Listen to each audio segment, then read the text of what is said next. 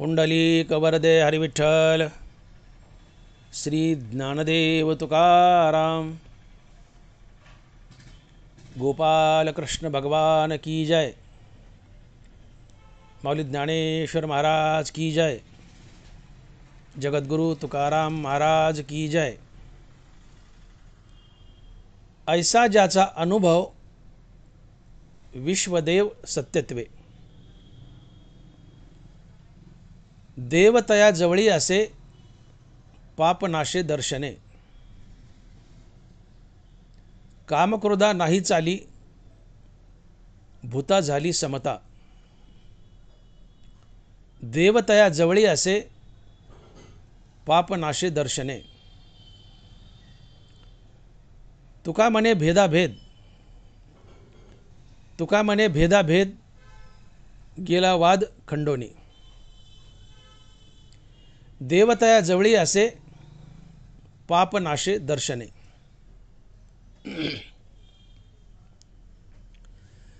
प्रस्तुत कीर्तनरूपी सेवेसाठी निवडलेला अभंग जगद्गुरु श्री संत तुकाराम महाराज यांचा 4 चरणाचा व संतपर आणि उपदेशपर प्रकरणातील अभंग आहे।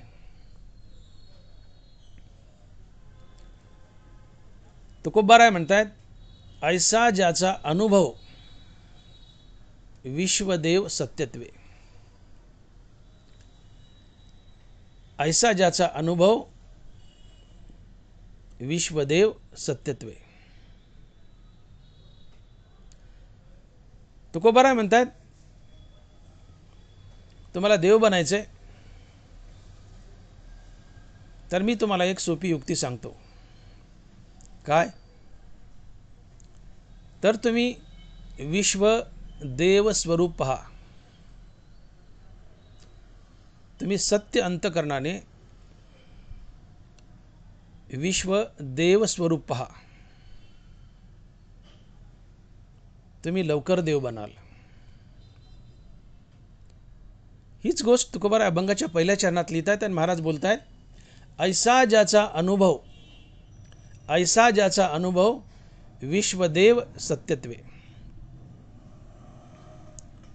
ज्याला असा अनुभव आलाय की हे विश्व, हे जगत परमात्मा स्वरूप आहे, ज्याला असा अनुभव आलाय की विश्व देव स्वरूप आहे, तो लवकर देव बनतो। म्हणून तुम्हाला मुक्त व्हायचे, देव बनायचे, संत बनायचे, तर हे विश्व, हे जगत परमात्मा स्वरूप पहा, तुम्ही मुक्त व्हाल, देव बनाल, संतही बनाल।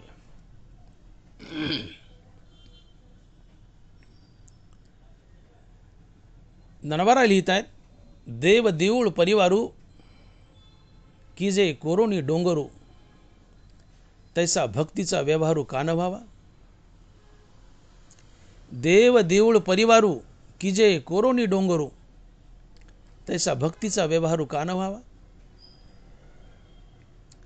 एक विशाल दगड कोरायचा आणि त्या एका दगडापासून मंदिर बनवायचं, त्या एकाच दगडापासून देव बनवायचा, त्या एकाच दगडापासून समोर भक्त बनवायचा, त्या एकाच दगडापासून बाजूला थोडा भक्त परिवार बनवायचा आणि त्या एकाच दगडापासून थोडीशी फुलं बनवायची।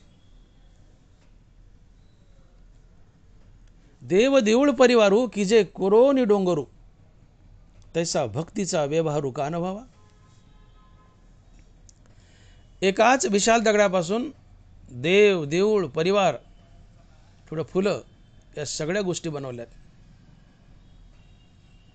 एकच दगड आहे, हा? आलं लक्षात? काय काय बनले? देऊळ, देव, परिवार हे जसे एकाच दगडाचे बनलेत, देव देऊळ परिवार हे जसे एकाच दगडाचे बनलेत, तसं मी ही समस्त सृष्टी आणि परमात्मा एकाच चैतन्याचे अंश आहोत,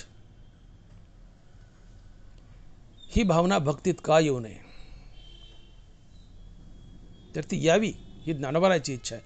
देव देऊळ परिवारू की जे कोरोनी डोंगरू, तसा भक्तीचा व्यवहारू का न व्हावा? असा व्यवहार भक्तीत का येऊ नये? कसा? तर देव देऊळ परिवार हे जसे एकाच दगडाचे अंश आहेत, तसं मी, समस्त सृष्टी आणि परमात्मा एकाच चैतन्याचे अंश आहोत, हा व्यवहार भक्तीमध्ये यावा. सर्वत्र एक चैतन्यच खेळत आहे. जे जे दृष्टी दिसे ते ते हरिरूप. या विश्वातली डोळ्याला दिसणारी प्रत्येक वस्तू हा हरिये पांडुरंग आहे. जे जे दृष्टी दिसे ते ते हरिरूप. नाथ महाराज. गगन भरी धारा परी पाणी एकच विरा. गगन भरी धारा परी पाणी एकच विरा.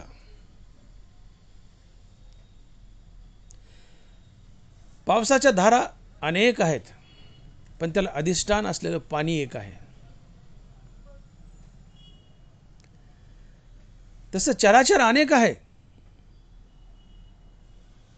परंतु त्याला अधिष्ठान असलेलं परमात्म तत्व एक आहे. गगनभरी धारा परी पाणी एकच विरा, तैसा या भूताकारा सर्वांगी मी. पाण्याच्या धारा अनेक, पण अधिष्ठान असलेलं पाणी एक. चराचर अनेक, परंतु अधिष्ठान असलेलं परमात्म तत्व एक, देव एक. आणि म्हणून जगत परमात्मा स्वरूप आहे, विश्व परमात्मा स्वरूप आहे. या विश्वात, या जगतात सर्वत्र चैतन्यच नांदत आहे. या विश्वातील, जगातील डोळ्याला दिसणारी प्रत्येक वस्तू देव आहे. इथं देवाशिवाय दुसरं काहीच नाही आहे. नरबरा लिहित आहेत का बीजची झाले तरु अथवा भंगाराची अलंकारू, तैसा मज एकाचा विस्तारू ते हे जग.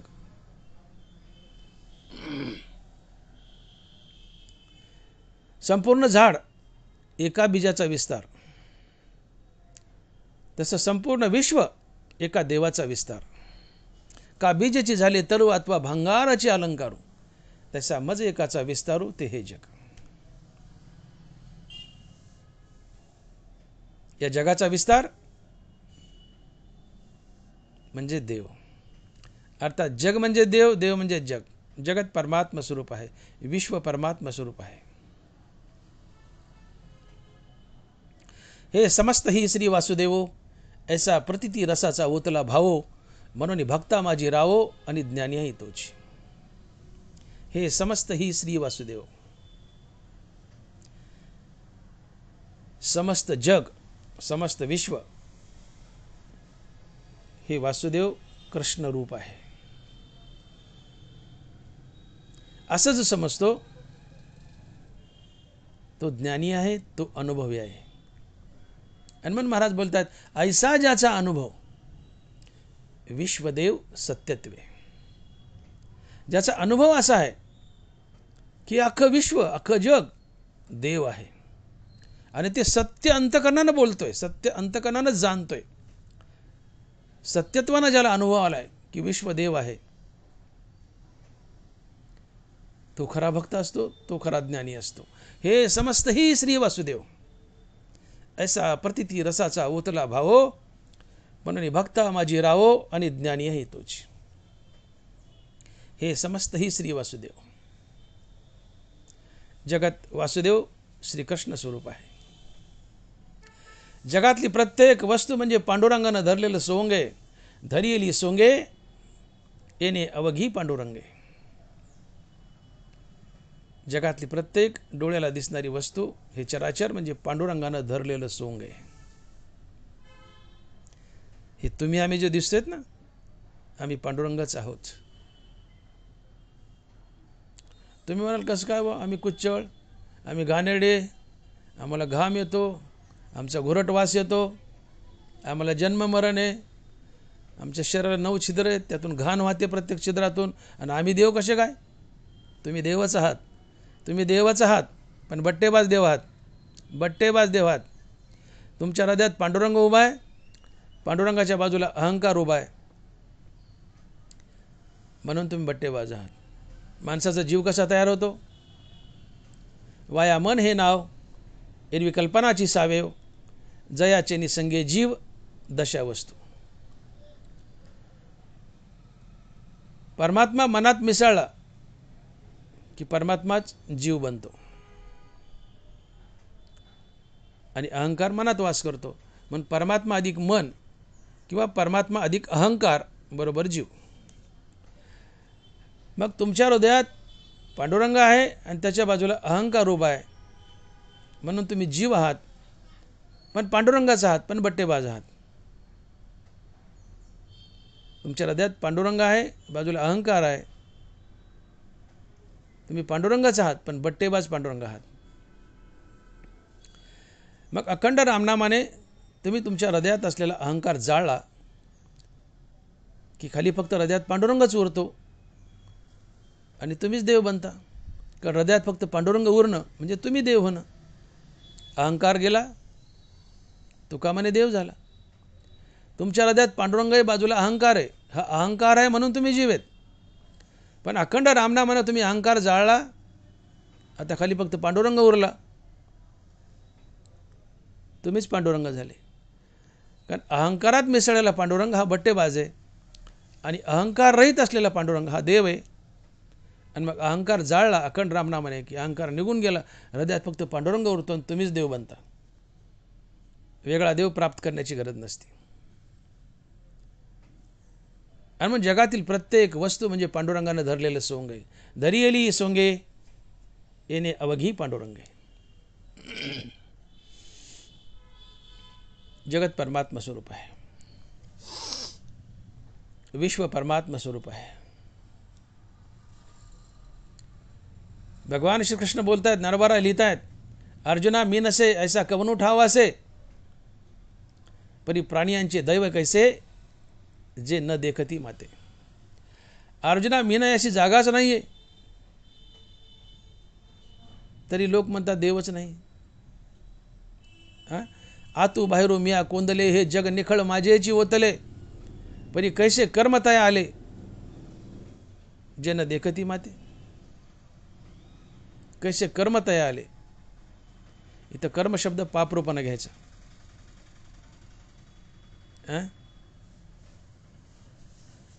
कर्म या शब्दाचा अर्थ इथं पाप घ्यायचा. सत्य तोची धर्म, असत्य ते कर्म. सत्य तोची धर्म, असत्य ते कर्म. सत्य हा धर्म आहे, असत्य कर्म आहे. म्हणून कर्म म्हणजे असत्य, कर्म म्हणजे पाप. कैसे कर्मतया आले जे न देखती माते. नरवारा म्हणतात की भगवंत बोलतो की आतू बाहेरू मिया कोंदले, ह्या जगात माझ्याशिवाय दुसरं काहीच नाही. विठ्ठल जळी स्थळी भरला, रिता ठाव नाही उरला. या जगात या विश्वात देव नाही अशी जागाच नाही. सर्वत्र एक देवच खचून भरलाय, तरी लोक म्हणतात देवच नाही.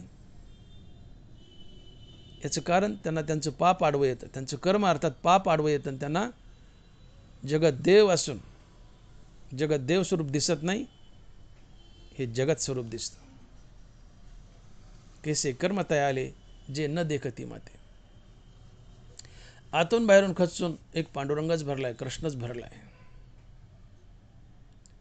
सुवर्णाचे मणी केले ते सुवर्णाच्या सुती ओविले, तसे जगत म्या धरिले सबाह्य अंतरी. सोन्याचेच मणी, सोन्याचा दोरा, आतून बाहेरून सोनच. तसं आतून बाहेरून एक पांडुरंग परमात्माच खचून भरलाय. इथं पांडुरंगाशिवाय दुसरं काहीच नाहीये. हे समस्तही श्री वासुदेव, हे समस्तही श्री वासुदेव. जगात फक्त देवच आहे, दुसरं काहीच नाही. असा ज्याचा अनुभव आहे आणि सत्यत्वानं ज्याचा असा अनुभव आहे, अर्थात जो विश्वदेव स्वरूप पाहतो तो लवकर देव होतो. ऐसा ज्याचा अनुभव विश्वदेव सत्यत्वे. जगात एक परमात्माच नटलाय, विश्वात एक परमात्माच नटलाय, असा सत्यत्वानं ज्याचा अनुभव आहे तो लवकर देव बनतो, मुक्त होतो, संत बनतो. आणि म्हणून भगवंत बोलतायत, या कारणे मी पिता महद्ब्रह्म हे माता आपत्य पंडुसुता जगडंबरू. हे असो बहुबोली विश्व हे माया व्याली ते तसाह्य झाली माझी सत्ता. भगवान श्रीकृष्ण बोलतात की माझ्या सहाय्यानं माया या विश्वाला जन्म देते. या कारणे मी पिता महद्ब्रह्म हे माता आपत्य पंडुसुता जगडंबरू. भगवान म्हणतात मी भगवान श्रीकृष्ण आणि माया या दोघांच्या मिलनातून अवडंबर जन्माला येतं, जगत जन्माला येतं, विश्व जन्माला येतं. या नात्यानं देव आमचा बाप आहे. आणि जसा बाप असतो तशी संतान असते. घोड्याच्या पोटी घोडच येतं, बैलाच्या पोटी बैलच येतो, आंब्याच्या पोटी आंबाच येतो, तसं देवाच्या पोटी देवच जन्माला येतो. कळतंय ना? घोड्याच्या पोटी घोडा, बैलाच्या पोटी बैल, तसं देवाच्या पोटी देवच. का तर देव आमचा बाप आहे. त्या शिंगराचा बाप घोडा आहे, तर घोड्याच्या पोटी शिंगरू किंवा घोडच. वासराचा बाप बैल आहे, मग बैलाच्या पोटी वासरू किंवा बैलच. बैलाच्या पोटी बैल, घोड्याच्या पोटी घोडा, तसं देवाच्या पोटी देवच, ज्याला आम्ही चराचर म्हणतो. देव जर बाप आहे, देव जर आमचा बाप आहे, तर जसा बाप तशी संतान, जसा बाप तशी संतान. मग देव बाप आहे तर देवाची संतान अर्थात तुम्ही आम्ही ही देवच आहेत, देवच आहेत. नडवारा लिहितात तेजाचा तेजोने निघाला. सूर्यापासून तेज निघतं, पण त्याला किरण म्हणतात. सूर्यापासून तेज निघतं त्याला किरण म्हणतात. देवापासून मनुष्यच निघतो, चराचर निघतं. देवापासून मनुष्यच निघतं, त्याला चराचर म्हणतात. तेजाच्या तेजोने निघाला परी तेजेची असे लागला, तया रश्मी ऐसा भला बोधू व्हावा. काय बोधू व्हावा? तया रश्मी ऐसा भला बोधू व्हावा. सूर्य तेज आहे, तेजाच्या पोटी तेजच जन्माला येतं. देव आमचा बाप आहे, देवाच्या पोटी तुम्ही आम्ही देवच जन्माला येतो. अरे म्हणून देव जर आमचा बाप आहे तर जसा बाप तशी संतान. तर देव बाप आहे, आम्ही ही देवच आहोत, देवच आहोत. आणि म्हणून ऐसा ज्याचा अनुभव विश्वदेव सत्यत्वे. विश्वदेव आहे, जगत देव स्वरूप आहे, जगत परमात्मा स्वरूप आहे. ऐसा ज्याचा अनुभव विश्वदेव सत्यत्वे. नाना कल्लोळ परंपरा संतती जैसी सागरा, आम्हा आणि चराचरा संबंधू तैसा.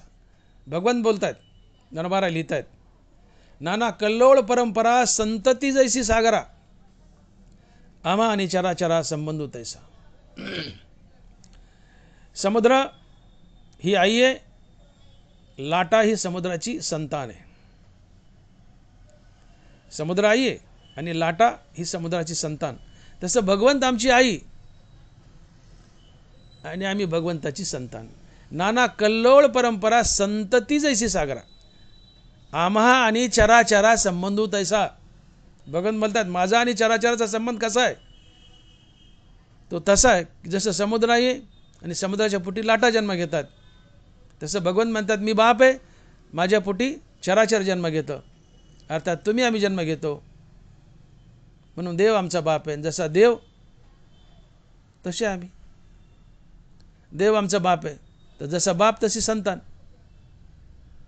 मग घोड्याच्या पोटी घोडा, बैलाच्या पोटी बैल, तसं देवाच्या पोटी देवच. या नात्यानं तुम्ही आम्ही देवच आहोत, तुम्ही आम्ही देवच आहोत. विश्वदेव सत्यत्वे. ऐसा ज्याचा अनुभव विश्वदेव सत्यत्वे. हां हो का तरंगू लहानू परी सिंधुशी नाही भिन्नू, तैसा ईश्वर मी आणू नो हेची जगा. समुद्राची लाट किती लहान असो ती समुद्रापासून भिन्न नाही आहे. तसा जीव किती लहान असो तो देवापासून भिन्न नाही, हे देवच बोलतोय. देवच बोलतोय. दनबारा लिहितात हो का तरंगू लहानू परी सिंधुशी नाही भिन्नू, तैसा ईश्वरी मी आणू नो हेची जगा. समुद्राची लाट किती बारीक असो ती समुद्रापासून भिन्न नाही आहे. तसा जीव कितीही बारीक असो तो देवापासून भिन्न नाही. जीव हा देवच आहे, चराचर हे देवच आहे, विश्व हे देवच आहे. आणि म्हणून ऐसा ज्याचा अनुभव विश्वदेव सत्यत्वे, ऐसा ज्याचा अनुभव विश्वदेव सत्यत्वे. जगत परमात्मा स्वरूप आहे आणि जगत परमात्मा स्वरूप पहा, तुम्ही लवकर देव व्हाल, लवकर मुक्त व्हाल, लवकर संत व्हाल. ऐसा ज्याचा अनुभव विश्वदेव सत्यत्वे. आणि म्हणून जनावरा खडसावतात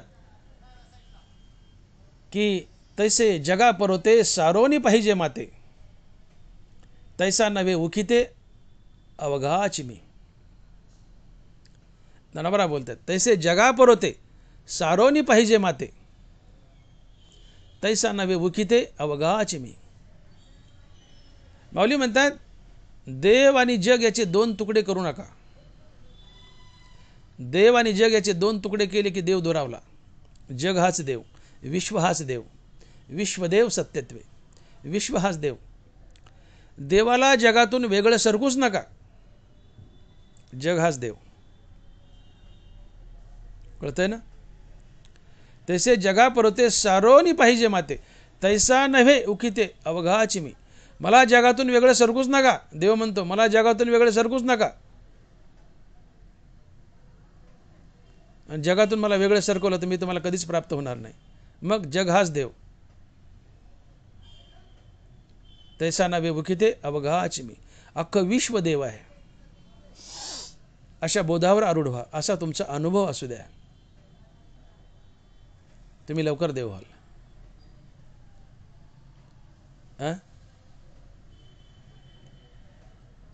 तुम्ही पंढरपूरला पांडुरंगाच्या मंदिरापुढे दर्शनाला उभे आहेत.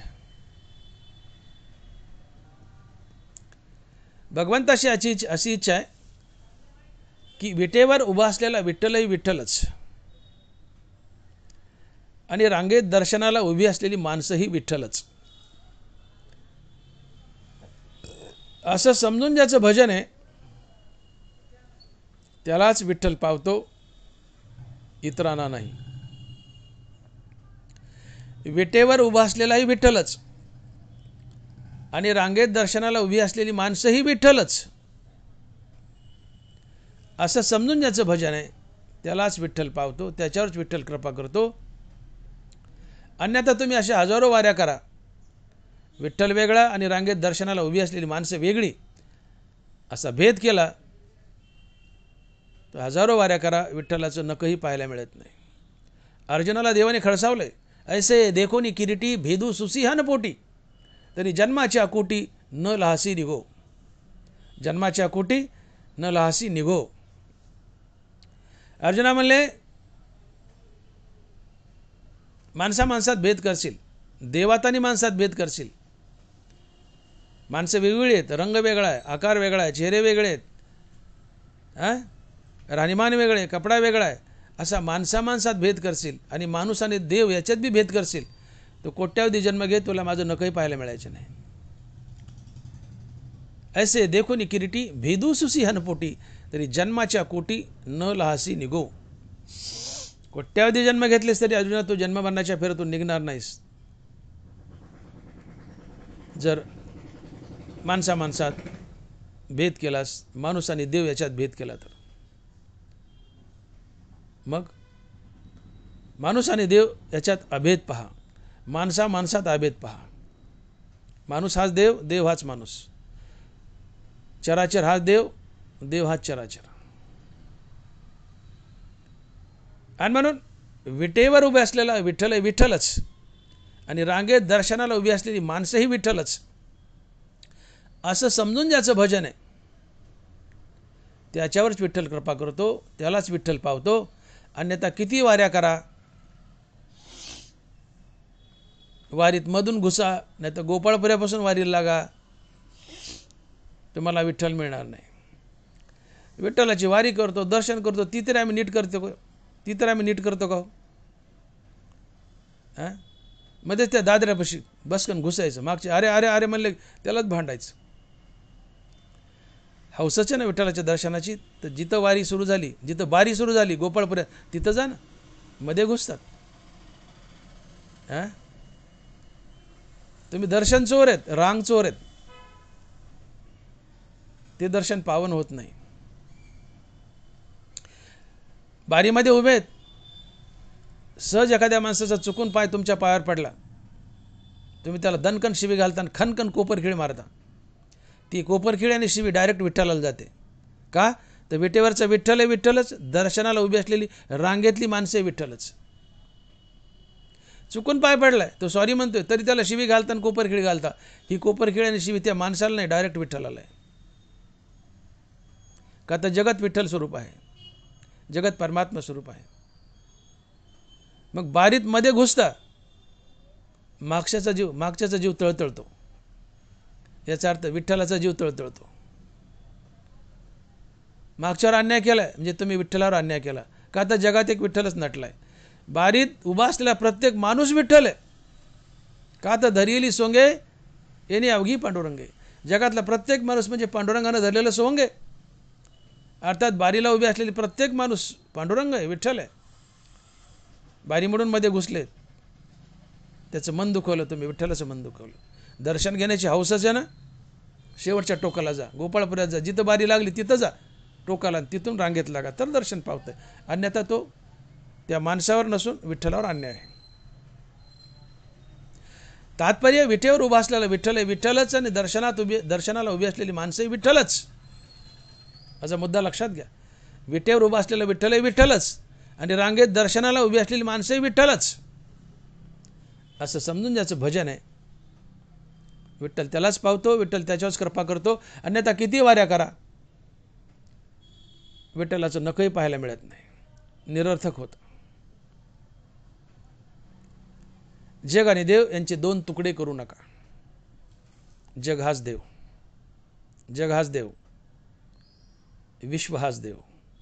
ऐसा ज्याचा अनुभव विश्वदेव सत्यत्वे.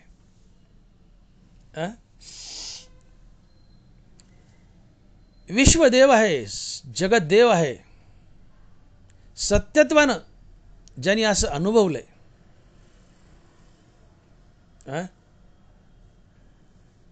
जो जगतात देव पाहतो, चराचरात देव पाहतो, अख्ख्या विश्वात देव पाहतो, नवे नवे विश्व हाच देव आहे असं समजतो, आणि मग विश्व हाच खरोखर देव आहे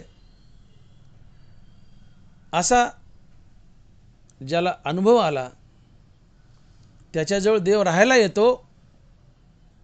हे तुकोबाराय अभंगाच्या दुसऱ्या चरणात सांगतात, आणि महाराज लिहितायत, देव तयाजवळी असे पाप नाशे दर्शने. देव तयाजवळी असे पाप नाशे दर्शने. ज्याला सत्यत्वानं अनुभव आलाय,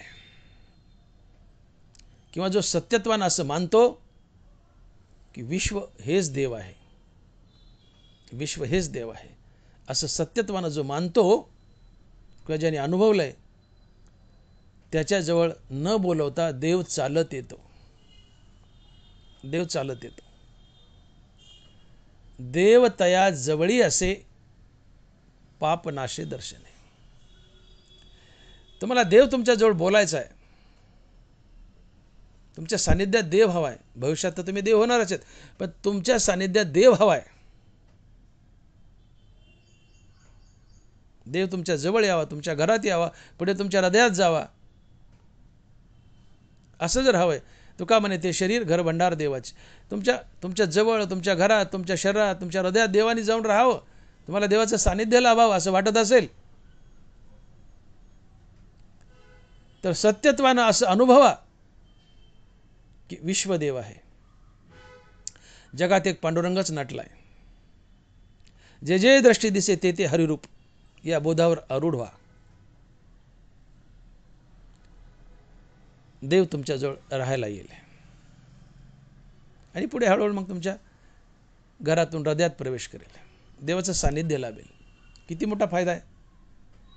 जगत परमात्मा स्वरूप पाहिलंय, विश्व परमात्मा स्वरूप पाहिलंय. फायदा काय? देव तुमच्या जवळ येतो, तुमच्या जवळ राहतो. देव तयाजवळी असे पाप नाशे दर्शने. देव तयाजवळी असे पापनाशे दर्शने. आता प्रश्न असा उभा राहतो की जगत परमात्मा स्वरूप पाहायचं आहे, विश्वात देव पाहायचा आहे, विश्व हाच देव आहे, अर्थात जगत परमात्मा स्वरूप पाहायचं आहे. तर जगत परमात्मा स्वरूप पाहण्यासाठी तुम्हाला आत्मज्ञानाची गरज असते. मग आम्ही तर ज्ञानपूर्व भक्त आहोत, ज्ञानोत्तर भक्त नाही आहेत. अजून अद्याप आमच्यापाशी आत्मज्ञान नाही. कारण जगत परमात्मा स्वरूप पाहणं हे ज्ञानी पुरुषाचं लक्षण आहे. पण आम्ही तर अजून अज्ञानी आहोत. आत्मज्ञान ब्रह्मज्ञान आम्हाला झालं नाही. मग आत्मज्ञान ब्रह्मज्ञान न होता आम्हाला जगत परमात्मा स्वरूप पाहता येतं का? तर ज्ञानोबा म्हणतात होय. ज्ञानोबा म्हणतात होय आणि माऊली लिहितायत, तुझे नामाची कोणी एके वेळे, जयाच्या मुखासी का काना मिळे, तयाच्या हृदया सांडोनी पळे भेदची साच.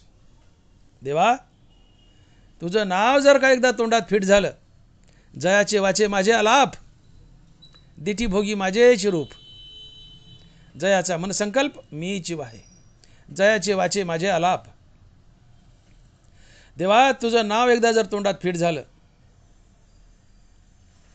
तर त्या माणसाच्या हृदयाला भेद अर्थात द्वैत केव्हा सोडून गेलेला असतं आणि तो अद्वैतात उभा असतो. आणि जो हरिनामाच्या बळावर अद्वैतात उभा आहे तो एक प्रकारचा संतच असतो, एक प्रकारचा ब्रह्मज्ञानीचा असतो, आत्मज्ञानीचा असतो. जरी त्याला अजून श्रीगुरू भेटला नाही आणि श्रीगुरूच्या कृपेने आत्मज्ञान झालं नाही तरीही. ज्ञानोबा साक्ष देतात, तुझे नामाची कोणी एके वेळे, जयाच्या मुखासी का काना मिळे, तयाच्या हृदया सांडोनी पळे भेदची साच. भेद, भाग गेला सीन गेला, काय अवघा झाला आनंद. भाग, देव वेगळा आणि जग वेगळं, हा भाग आहे. जग हाच देव म्हणजे भाग गेला, भाग गेला म्हणजे द्वैत गेला, द्वैत गेला म्हणजे तुम्ही अद्वैतात उभे राहिले. आणि जो अद्वैतात उभा राहतो तो संत असतो, तो संत असतो. आणि म्हणून जो नित्य नामधारक आहे, जो नित्य नामधारक आहे, त्याला आत्मज्ञान जरी झालं नाही श्रीगुरूच्या कृपेने तरी तो एक संतच असतो. सर्व काळ नामचिंतन मानसी, समाधान मनासी समाधी है. तो कोवर आहे. सर्व काळ नामचिंतन मानसी, समाधान मनासी समाधी है. सातत्याने तुमच्या मुखात रामनाम आहे. तुम्ही समाधी अवस्थेत असता, तुम्ही समाधी अवस्थेत असता आणि समाधानी असता. समाधानी ज्ञानोत्तर अवस्था आहे. समाधान फक्त संतांना लाभतं, साधारण जीवाला नाही. ज्ञानोबा लिहित आहेत, गुरु तेथे ज्ञान, ज्ञानी आत्मदर्शन, दर्शनी समाधान अति जैसे. दर्शनी समाधान अति जैसे. जिथं गुरु आहे तिथं आत्मज्ञान आहे, जिथं आत्मज्ञान आहे तिथं समाधान आहे, इतरत्र कुठेच नाही. म्हणून साधारण जीव कधी समाधानी नसतो, फक्त संत समाधानी असतात. आणि समाधान या शब्दाचा अर्थ होतो चित्ताची एक अविचल अवस्था. वरी आकाश विरो, खाली पृथ्वी फाटो. वर आकाश कोसळू द्या, नाही तर आकाश नाश होऊ द्या आणि पृथ्वी फाटून जाऊ द्या. अशी मोठी मोठी संकट आली तरी ज्याचं चित्त आत्मस्वरूपापासून यत्किंचितही ढळत नाही,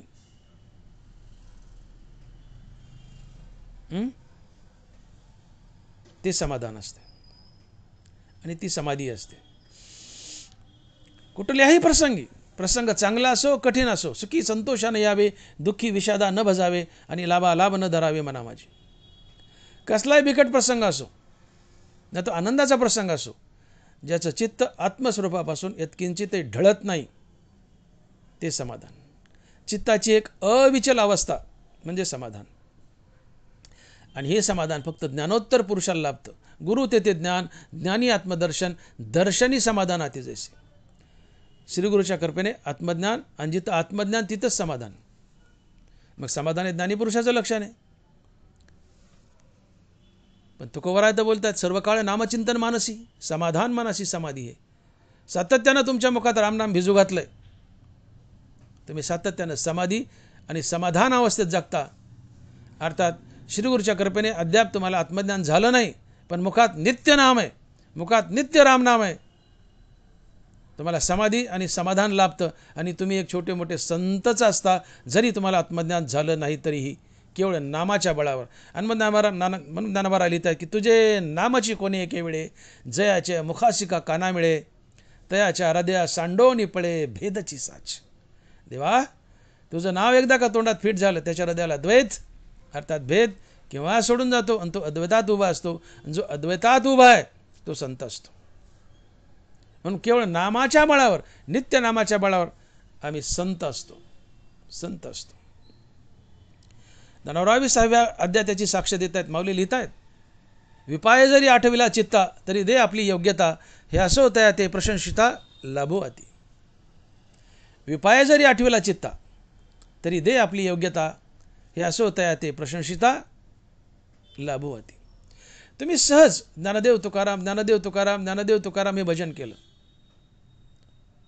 तर जेव्हा तुम्ही ज्ञानदेव तुकाराम म्हणता तेवढ्या काळाकरता ज्ञानदेव तुकाराम तुम्हाला त्यांचं संतपद बहाल करतात. आणि तुम्ही विशेष आवडीने जर सातत्याने ज्ञानदेव तुकाराम हे भजन केलं तर ज्ञानदेव तुकाराम त्यांचं संतत्व तुम्हाला कायमचंच बहाल करतात. ज्ञानोबा लिहित आहेत विपाय जरी आठविला चित्ता तरी दे आपली योग्यता हे असं होतं ते प्रशंसिता लाभो अति. अरे सहज ज्ञानदेव तुकाराम म्हटलं तर तेवढ्या काळाकरता ज्ञानदेव तुकाराम त्यांचं संतत्व तुम्हाला बहाल करतात. आणि निरंतर आवडीने ज्ञानदेव तुकाराम हे भजन गायलं तर ते काय देणार नाहीत तर ते त्यांचं संतत्व तुम्हाला कायमचंच बहाल करतात. अर्थात तुम्ही संत नामाचा निरंतर जाप केला, भगवंताच्या नामाचा निरंतर जाप केला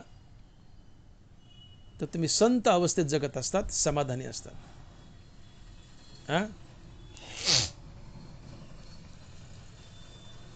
आणि म्हणून भगवंताच्या नामाने तुम्ही चराचर परमात्मा स्वरूप पाहू शकता. मी असा प्रश्न उभा केला होता की आम्ही ब्रह्मज्ञानी नाही आहेत. श्रीगुरूच्या कृपेने आम्हाला ब्रह्मज्ञान आत्मज्ञान झालं नाही आहे. आणि जो आत्मज्ञानी तो जगत परमात्मा स्वरूप पाहू शकतो. मग आम्हाला तर आत्मज्ञान नाही, अजून श्रीगुरू भेटला नाही, आत्मज्ञान नाही आहे, मग आम्ही जगत परमात्मा स्वरूप पाहू शकतो का? तर हो, नुसत्या नामाच्या बळावर तुम्ही जगत परमात्मा स्वरूप पाहू शकता. नाम मात्र नित्य हवे. तुझे नामाची कोणी एक वेळे जयाच्या मुखाशिका काना मिळे तयाच्या हृदया सांडोनी पळे भेदची साच. नाम नित्य हवे. मुखात नाम नित्य असेल तर भेद अर्थात द्वैत तुमच्या हृदयाला केव्हा सोडून जातं. तुम्ही अद्वैतात उभे असतात. आणि जो अद्वैतात उभा आहे तो एक छोटा मोठा संतच असतो, संतच असतो केवळ नामाच्या बळावर. परंतु नाम मात्र नित्य हवंय. नित्य सत्य अमित हरिपाठ जैसे. रिकामा अर्धगडी राहू नको. नाम नित्य हवंय.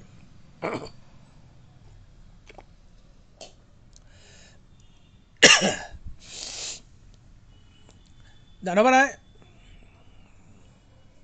ज्ञानेश्वरीच्या 18व्या अध्यायात एक फार मोठा महान सिद्धांत मांडतात.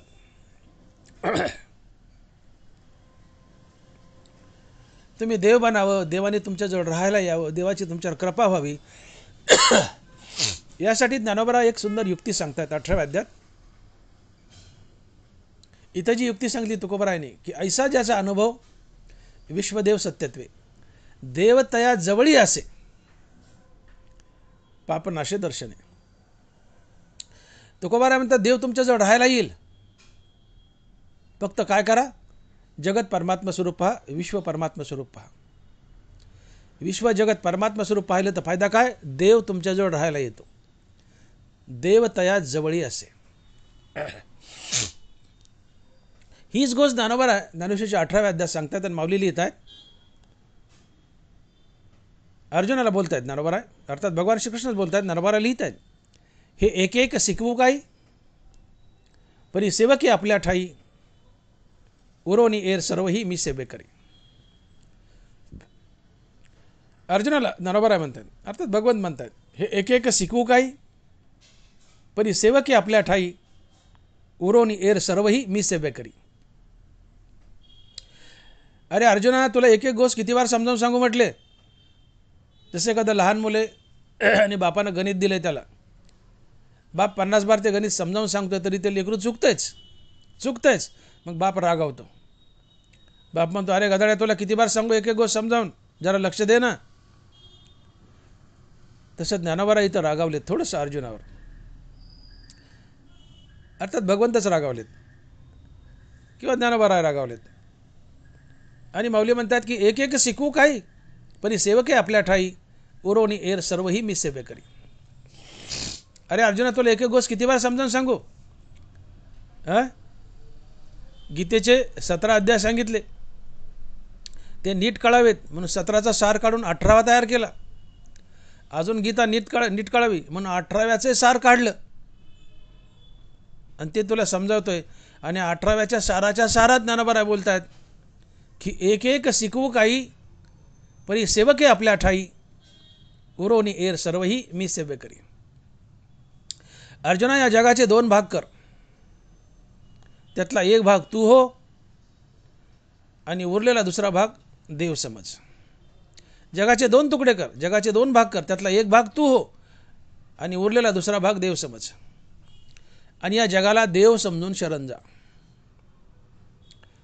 तू जगाला देव समजून शरण गेला तर फायदा काय होईल.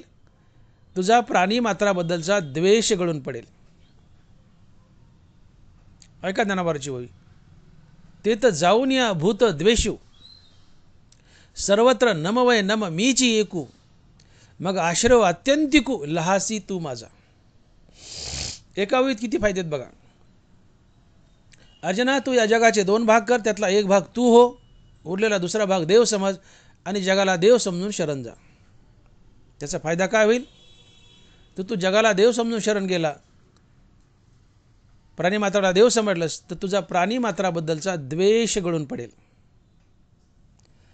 आणि प्राणीमात्राबद्दलचा द्वेष गळाला की आपापच तुझा अहंकार गळून पडेल. जोपर्यंत द्वेष आहे तोपर्यंत अहंकार आहे. द्वेष गेला की अहंकार आपाप गळतो. जगाला देव समजून शरण जा. जगताला देव समजलं की प्राणीमात्राबद्दलचा तुझा द्वेष निघून जाईल. अर्जुना, जगाचे 2 भाग कर. त्यातला एक भाग तू हो, उरलेला भाग देव समज आणि जगाला देव समजून शरण जा. ज्यावेळेस तू या चराचराला देव समजून शरण जाशील त्यावेळेस तुझा या प्राणीमात्राबद्दलचा द्वेष गळून पडेल. आणि द्वेष गळाला की तुझा अहंकार गळेल आणि अहंकार गळाला की तूच देव होशील. अहंकार गेला तुका म्हणे देव झाला. अहंकार गेला तुका म्हणे देव झाला. याला ज्ञानोबा लिहित आहेत की ऐसे नि माते भसता, सर्वत्र मी होता अहंता, निशेष जाऊनी तत्वता मीची होसी. तुकोबारा म्हणतात अहंकार गेला तुका म्हणे देव झाला. ज्ञानोबा म्हणतात ऐसे नि माते भसता, सर्वत्र मी होता अहंता, निशेष जाऊनी तत्वता मीची होसी. अर्जुना, जगाचे 2 भाग कर. त्यातला एक भाग तू हो, उरलेला भाग देव समज आणि जगाला देव समजून शरण जा. प्राणीमात्राला देव समजून शरण जा. प्राणीमात्राला देव समजून शरण गेला तर तुझा प्राणीमात्राबद्दलचा द्वेष गळून पडेल. द्वेष गळाला की तात्काळ तुझा अहंकार गळेल आणि अहंकार गळाला की तूच देव होशील. आणि मग इथं तुझ्यावर माझी अत्यंतिक कृपा होईल. मी तुझ्या जवळ आपोआप चालत येईल. का. आता तू कुणाचा द्वेष करत नाही. तुझा द्वेष गळाला प्राण्याबद्दलचा, तुझा अहंकार गळाला आणि ज्याचा अहंकार गळाला त्याच्याजवळ देव आपोआप चालत येतो. नवे तो स्वतः देव होतो. म्हणून महाराज म्हणतात की अहंकार गेला तुका म्हणे देव झाला. झाले तुम्ही देव. आला तुमच्याजवळ देव. आणि म्हणून महाराज म्हणतात की ऐसा ज्याचा अनुभव विश्वदेव सत्यत्वे, देव तया जवळी असे. तुम्ही अशा अनुभवाच्या बोधावर वागा. जगत परमात्मा स्वरूप समजा. सत्यानं तुम्ही जगत परमात्मा स्वरूप समजा. जग देव समजा. जगाला देव समजलं की देव तुमच्या जवळ राहायला आलाच. विश्वदेव सत्यत्वे, देव तया जवळी असे. हे ज्ञानोबा सांगतात. ते तर जाऊन या भूतद्वेषू, सर्वत्र नमवय नम मीची एकू, मग आश्रव अत्यंतिकू लहासी तू माझा. जगाचे 2 भाग कर. त्यातला एक भाग तू हो, उरलेला भाग देव समज. जगाला अर्थात प्राणीमात्राला देव समजून शरण जा. फायदा काय. तुझा प्राणीमात्राबद्दलचा द्वेष गळेल, तुझा अहंकार गळेल तू देव होशील आणि माझी तुझ्यावर अत्यंतिक कृपा होईल आणि मी तुझ्याजवळ राहायला येईल. मी तुझ्याजवळ राहायला येईल. तेच तुकोबारा म्हणतात की देव तयाजवळ असे. नवरा तेच म्हणतात की तिथं जाऊन या भूतो देशू सर्वत्र नमवय नम मीची एकू मग आश्रय अत्यंतिकू लहासी तो माझा. हां जगतात देव पाहिला तर माझा तुला आश्रय लाभेल. आणि आश्रय म्हणजे काय असतं? तुम्ही कोणाला आश्रय दिला म्हणजे तो तुमच्याजवळ राहायला आला, किंवा तुम्ही कोणाच्या आश्रयाला गेले म्हणजे तुम्ही त्याच्याजवळ राहायला गेले. आश्रय देणं म्हणजे जवळ येणे. ज्ञानोबा म्हणतात माझा तुला आश्रय लाभेल. तुकोबारा तेच म्हणतात की देव तुझ्या जवळ येईल. एकच अर्थ आहे. तात्पर्य जगतात देव पाहिला.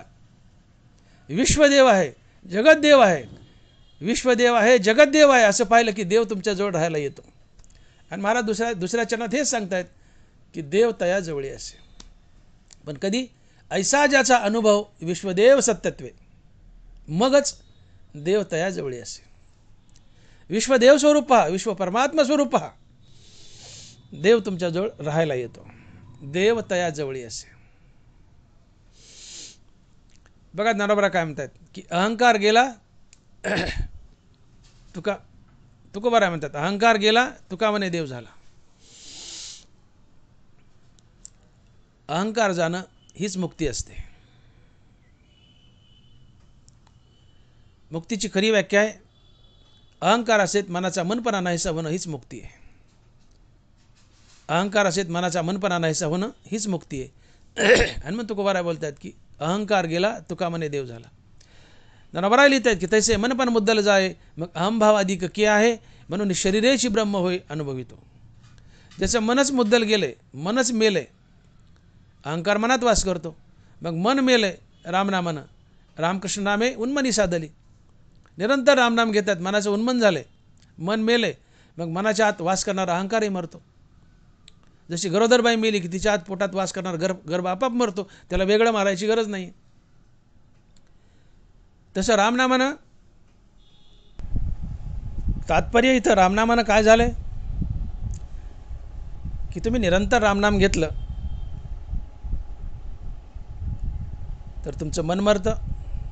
मन मेलं की मनात वास करणारा अहंकार मरतो. अहंकार मेला की तुम्ही देव होता. शरीरेची ब्रह्म होय अनुभवितो. तुम्ही नीट ऐका. तसे मन पण मुद्दल जाय मग अहंभावाधिक के आहे म्हणून शरीरेची ब्रह्म होय अनुभवितो. मनच मुद्दल मेले मग अहंकार कुठे राहणार? मनासहित अहंकार गेला की त्याचं शरीरच ब्रह्मीभूत होतं आणि तो स्वतःही परब्रह्मस्वरूप बनतो. हे का घडले? अहंकार गेलाय. मन पण मुद्दल जाय मग अहंभावाधिक के आहे. मनच गेलंय मुद्दल, मग अहंकार कशाला राहील? अहंकारही गेला आणि अहंकार जाणं ही मुक्ती आहे. आणि मग अहंकार असेल मनाचा मनपणा नाहीसा होणं ह्याच मोक्ष आहे. नाथ महाराज मोक्षाची हीच व्याख्या सांगतात. महाराज लिहितात की देह अंत्येचे दडपण त्याची बद्धतेचे लक्षण, देह अंत्येचे निरसन मुक्तता जाण नावताय. देह अंत्येचे दडपण अहंता धरून ठेवणे हे बंधन आहे. देह अंत्येचे निरसन, निरसन म्हणजे जाणे, अहंता जाणे ही मुक्ती आहे. अहंता धरून ठेवणे बंधन आहे, अहंता जाणे मुक्ती आहे. देह अंत्येचे निरसन मुक्तता जाण नावताय. अहंकार जाणं हीच मुक्ती आहे. म्हणजे तिन्ही महासंतानं मोक्षाची एकच व्याख्या सांगितली. तुकोबाराय बोलले अहंकार गेला तुका म्हणे देव झाला. ज्ञानोबा म्हणतात तसे मनपण मुद्दल जाय मग अहंभावाधिक के आहे म्हणून शरीरेची ब्रह्म होय अनुभवितो. ज्ञानोबा नाथ महाराज हेच लिहित आहेत.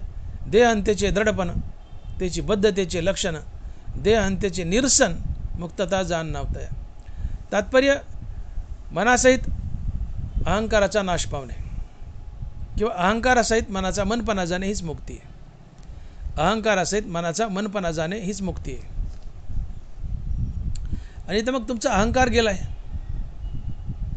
तुम्ही मुक्त झालेत. ज्याचा अहंकार गेलाय त्याच्याजवळ देव राहायला येतो. अर्जुन या जगाचे दोन भाग कर, त्यातला एक भाग तू हो, उरलेला भाग देव समज आणि या चराचराला देव समजून शरण जा. काय होईल? याचा फायदा हा होईल की तुझा प्राणीमात्राबद्दलचा द्वेष गळून पडेल. द्वेष गळाला की तुझा अहंकार गळेल आणि तुझा अहंकार गेला की तू देव होशील. तुझा अहंकार गेला की तू देव होशील आणि तू देव झाला की तुझ्याजवळ देव राहायला येईल. हनुमंत ज्ञानोबा बोलले की तिथं जाऊन या भूतदेशू सर्वत्र नम वै नम मीची एकू मग आश्रय अत्यंतिकू लासी तू माझा. तुला माझा अत्यंतिक आश्रय मिळेल, अर्थात मी तुझ्याजवळ राहायला येईल. जगात परमात्मा स्वरूप पाहिलंस तर भगवान म्हणतायत अर्जुनाला की तू जगत परमात्मा स्वरूप पाहिलंस तर तुझा अहंकार जाईल आणि तुझ्याजवळ मी राहायला येईल, तुझ्यावर माझी अत्यंतिक कृपा होईल. हीच गोष्ट ज्ञानोबा हीच गोष्ट तुकोबा सांगतात की विश्वदेव आहे, जगत देव आहे, जगत परमात्मा स्वरूप पहा. तुम्ही परमात्मा बनता आणि देव तुमच्याजवळ राहायला येतो. मला सांगा मीठ कशापासून निघले? पाण्यापासून. मग मीठ जर पाण्याला शरण गेलं, मीठ जर पाण्याला शरण गेलं तर मीठ पाणीच बनतं. तसं चराचर परमात्म्यापासून निघाले आणि या चराचराला तुम्ही परमात्मा समजून शरण गेले की तुम्हीच परमात्मा बनता. वेगळा परमात्मा प्राप्त करायची गरज नाही. आणि मग ज्ञानोबा लिहितात की तैसे स्वलाभ लाभलेपणे मन मनपणाही धरून येणे शिवतले जैसे लवणे आपले निज. मीठ आपल्या निजाला अर्थात मीठ आपल्या मूळ स्वरूप पाण्याला शरण गेलं. मीठ आपल्या मूळ स्वरूप पाण्याला शरण गेलं, मिठाचं पाणी होतं. तसं या चराचराचं मूळ परमात्मा आहे. आणि मग या चराचराला तुम्ही परमात्मा समजून शरण गेले की तुम्हीच परमात्मा बनता. वेगळा परमात्मा प्राप्त करायची गरज नाही. आणि मग जगत परमात्मा स्वरूप पहा. जगताला परमात्मा समजून शरण जा, जगताला देव समजून शरण जा. तुम्ही देव होता आणि तुम्ही देव झाले की देव तुमच्याजवळ राहायला येतो. हनुमान महाराज म्हणतात की ऐसा ज्याचा अनुभव विश्वदेव सत्यत्वे फायदा काय? देवतया जवळी असे. देवतया जवळी असे. विश्व देव स्वरूप पाहिले अर्थात जगत परमात्मा स्वरूप पाहिले. तुम्ही तर देव झालेच, देव तुमच्याजवळ राहायला आला, हा पहिला फायदा. आणि दुसरा फायदा, देव तुमच्याजवळ राहायला आला की देवाच्या दर्शनानं तुमचं पाप नाहीसं होतं. देवाच्या दर्शनानं तुमचं पाप नाहीसं होतं. तेच महाराज म्हणतात की पाप नाशे दर्शने. देवतया जवळी असे पाप नाशे दर्शने. अर्थात तुकोबाराय म्हणतात की तुम्ही विश्वदेव स्वरूप पहा. फायदा काय होईल? तुम्ही देव स्वरूप व्हाल आणि देव तुमच्याजवळ राहायला येईल. देव तुमच्याजवळ राहायला आला की देवाच्या दर्शनानं तुमचं सगळं पाप धुवून जाईल, तुमच्या पापाचा नाश होईल. एवढंच नाही, एवढंच नाही तर जगत परमात्मा स्वरूप पाहिलं तर आणखीन एक पुढचा फायदा तुकोबाराय सांगतायत अभंगाच्या 3ऱ्या चरणात. आणि महाराज लिहित आहेत की काम क्रोधा नाही चाली भूता झाली समता. काम क्रोधा नाही चाली भूता झाली समता. महाराज म्हणतायत तुम्ही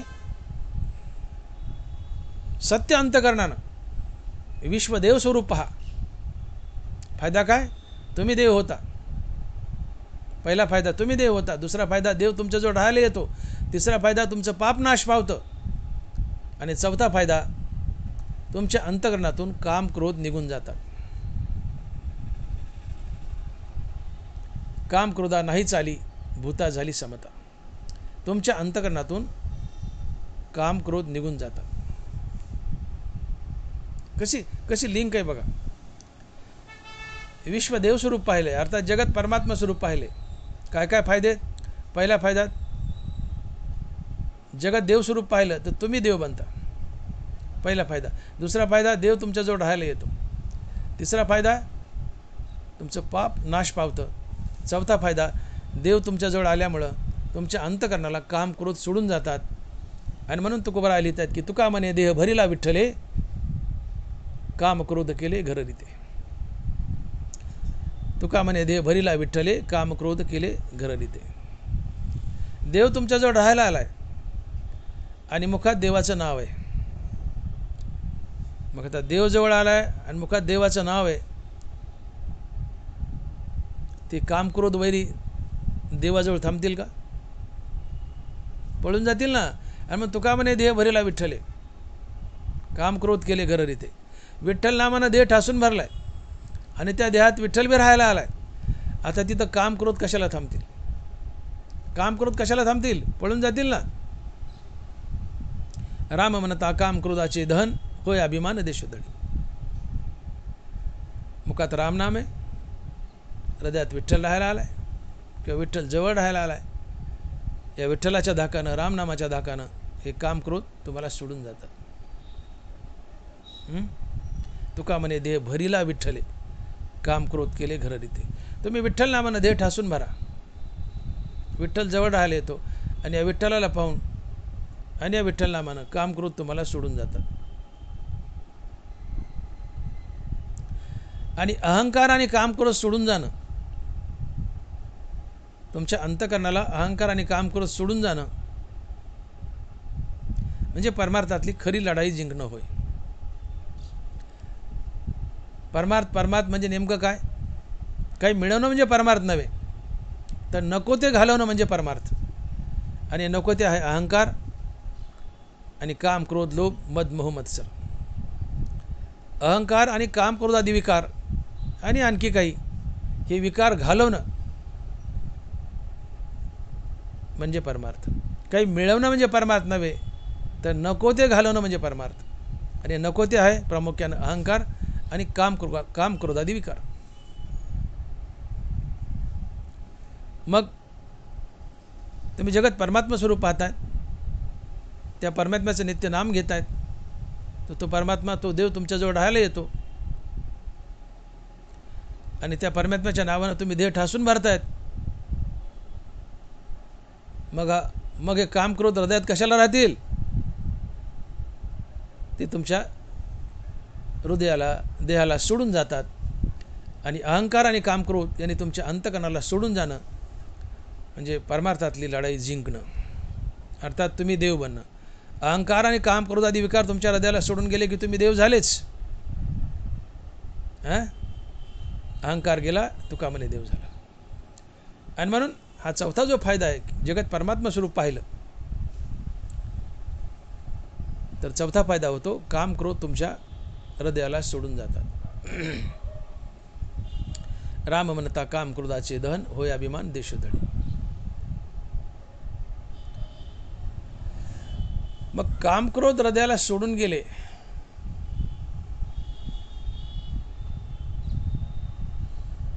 तर आणखीन पाचवा फायदा होतो, याच चरणात तुकोबाराय सांगतात. तो काय? की काम क्रोधा नाही चाली, भूता झाली समता. काम क्रोधा नाही चाली, भूता झाली समता. तुमच्या अंतकरणाला काम क्रोध सोडून गेले की तुम्हाला समदृष्टी येते. भूता झाली समता, तुम्हाला समदृष्टी येते. जसं ज्ञानोबा लिहितात की सर्वत्र सदा सम, आपणची होय अद्वय ब्रह्म. हे संपूर्ण जाणे वर्म समदृष्टीचे. तुमच्या हृदयाला समदृष्टी येते, अर्थात तुम्हाला समदृष्टी येते. जगात तुम्हाला एक विठ्ठलच खचून भरलेला दिसतो.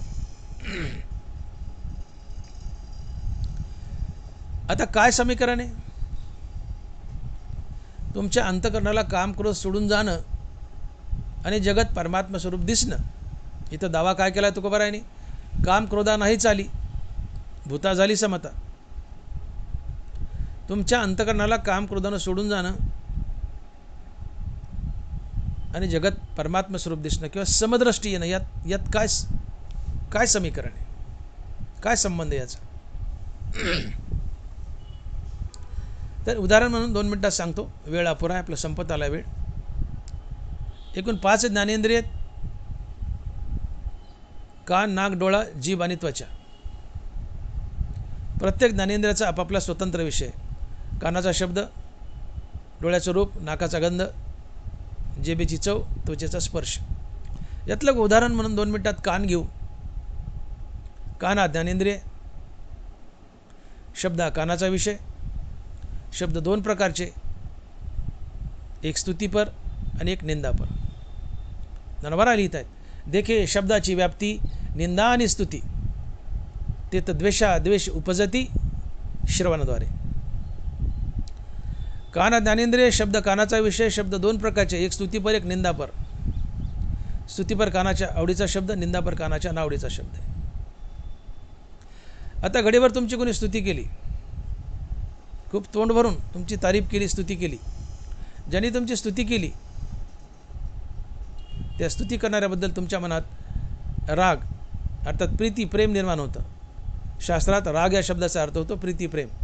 तुमची स्तुती केली आणि तुमच्या कानानं स्तुती शब्द भोगला आहे, तर ज्याने स्तुती केली तात्काळ त्या स्तुती करणाऱ्या माणसाबद्दल तुमच्या मनात राग अर्थात प्रेम प्रीती निर्माण होते. तुम्ही त्याच्या गळ्यात हात टाकता, कारण स्तुती माणसाला प्रिय आहे. किती प्रिय आहे स्तुती? किती प्रिय आहे माणसाला? तर स्तुती ऐकायला मेलेला मनुष्य उठेल, स्तुती ऐकेल आणि पुन्हा मरेल,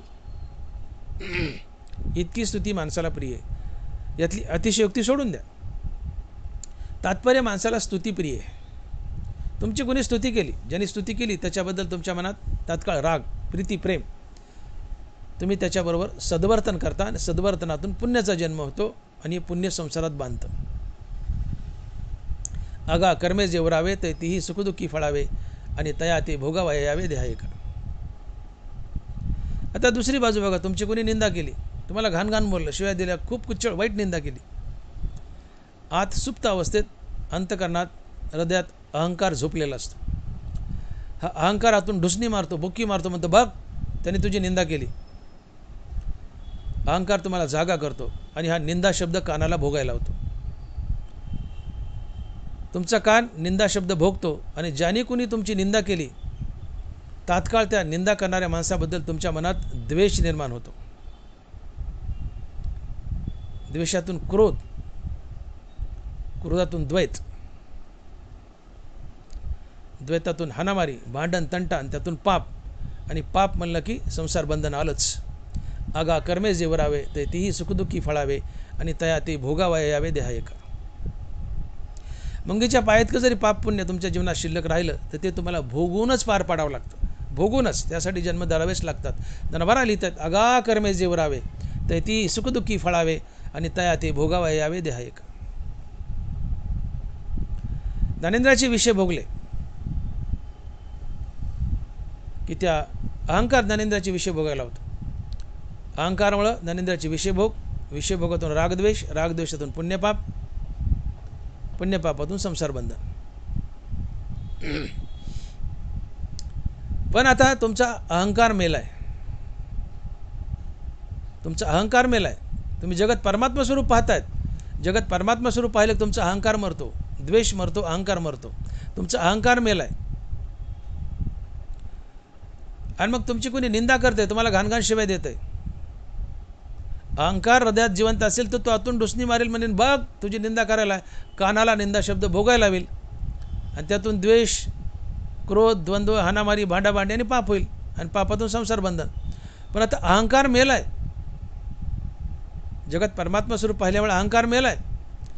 अहंकार मेलाय तर ज्ञानेंद्रियाचा विषय निंदा हा शब्द तुम्हाला भोगायला अहंकार नाही तर तुम्ही शब्द भोगणारच नाहीत. निंदास्तुती कधी भोगाल? अहंकार जिवंत असेल तर. पण अहंकार मेलाय. मग अहंकार मेलाय तुम्ही ज्ञानेंद्रियाचा किंवा कानाचा निंदास्तुती हा विषय भोगत नाहीत. काम या शब्दाचा अर्थ होतो ज्ञानेंद्रियाची विषय भोगाची इच्छा. काम म्हणजे स्त्री पुरुषाची लैंगिक भावना हा एक अर्थ आहेच आहे, पण काम या शब्दाचा प्रमुख अर्थ होतो ज्ञानेंद्रियाची विषय भोगाची इच्छा. काना ज्ञानेंद्रिय, शब्द कानाचा विषय, एक स्तुतीपर एक निंदापर. तुमची कोणी निंदा केली, घाण बोलले, अहंकारात जिवंत असेल तर तो डुसणी मारेल, बघ म्हणे तुझी निंदा केली. तुमचा कान निंदा शब्द भोगेल, त्यातून निंदा करणाऱ्याबद्दल द्वेष, त्यातून क्रोध, द्वंद्व, हाणामारी, त्यातून पाप, पापातून संसार बंधन. पण अहंकारच मेलाय. आणि कुणी तुमची निंदा करते, पण अहंकार मेलाय तुमच्या हृदयातला. आता तुम्हाला हा निंदा शब्द भोगायला कोण लावला? अहंकारच मेलाय तर कोण भोगायला लावला? अहंकार असेल तर निंदा शब्द तुम्ही भोगता, पण अहंकार मेलाय मग तुम्ही निंदा भोगतच नाहीत. तुमचे कान निंदा भोगत नाहीत. निंदापर शब्द कानाने भोगला नाही तर समोरच्या माणसाबद्दल द्वेष नाही, द्वेष नाही तर क्रोध नाही, द्वंद्व नाही. आणि समोरच्याबद्दल द्वेषच नाही. द्वेष कधी असतो? तुम्ही द्वैतात असेल तर. पण द्वेष नाही तर तुम्ही डायरेक्ट अद्वैतात जाता. आणि अद्वैतात जाणं हे संतपद असतं. आणि म्हणून देव तुमच्या जवळ राहायला आलाय, किंवा तुमच्या हृदयात राहायला आलाय, आणि मुखात देवाचं नाव आहे. तर काम क्रोध तुमच्या हृदयाला, तुमच्या शरीराला सोडून जातात. आणि काम क्रोध तुमच्या हृदयाला सोडून गेले की तुम्ही अद्वैतात जगता. आणि जो अद्वैतात जगतो त्याला समदृष्टी येते. आणि मग ज्ञानवारा लिहित आहेत की सर्वत्र सदा सम आपणची होय अद्वै ब्रह्म, हे संपूर्ण जाणे वर्म समदृष्टीचे. हा 5वा फायदा सांगितला आहे. आणि म्हणून जगात परमात्मा स्वरूप पहा. जगात परमात्मा स्वरूप पाहिलं की तुमच्या शरीराला अहंकार सोडून जातो. अहंकार सोडून गेला की काम क्रोधही सोडून जातात. आणि अहंकार आणि काम क्रोध सोडून जाणं म्हणजे विकार सोडून जाणं. ज्या हृदयाला विकार सोडून गेलेत ते चित्त निर्मळ असतं. आणि निर्मळ चित्ता देव राहायला येतो. आणि म्हणून तुकोबाराय म्हणतात की तुका म्हणे चित्त करारे निर्मळ, येऊनी गोपाळ राहत येते. आणि म्हणून महाराज म्हणतात की देव तयाजवळ असे. कुणाजवळ? की तुका म्हणे चित्त करारे निर्मळ, येऊनी गोपाळ राहत येते. ज्याचं चित्त निर्मळ तिथं गोपाळ कृष्ण देव त्याच्याजवळ येऊन राहतो. तुका म्हणे ते शरीर घर भांडार देवाचे, ज्याने परद्रव्य परणारी याचा विटाळ धरलाय, त्याच्या शरीरात आणि हृदयात देव राहायला येतो. अर्थात गलिच्छ गोष्टी अहंकार काम क्रोधादी विकार टाकले की अंतकरणाची शुद्धी होते, चित्त शुद्धी होते, चित्त निर्मळ होतं. निर्मळ चित्ता देव राहायला येतो. तुका म्हणे चित्त करारे निर्मळ, येऊनी गोपाळ राहते ते. आणि म्हणून काम क्रोध घालवा.